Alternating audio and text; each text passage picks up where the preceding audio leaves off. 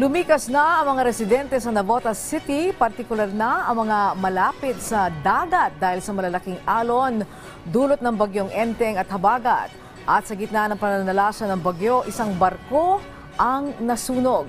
Si Clazel Pardilla sa sentro ng balita. Dahil sa patuloy na pag-ulan dulot ng bagyong Enteng, tumaas na ang tubig sa dagat ng Navotas. Sa barangay Danghari, Navotas City, kapansin-pansin ang mabilis na agos ng tubig.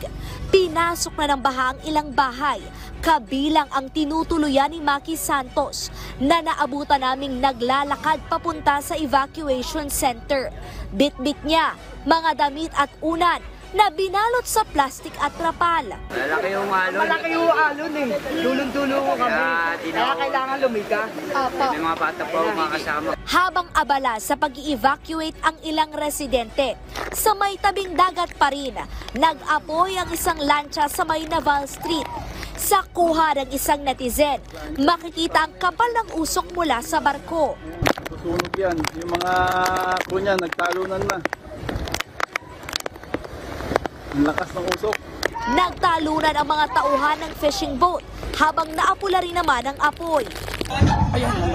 Dalawang barko naman ang inanod at dumikit sa Navotas Coastal Dike sa may barangay Navotas West. Nakipag-ugnayan ang Navotas LGU sa Philippine Coast Guard. Kung perwisyo ang baha sa maraming residente, nagkatuwaan naman ang ilang bata at naligo sa tubig na mistulang kulay putik. Sa may barangay North Bay Boulevard, mabilis na nag-subside ang baha, pero paghupa ng tubig, tumambad naman ang sangkaterbang basura. Clazel Pardilla para sa Pambansang TV sa Bagong Pilipinas.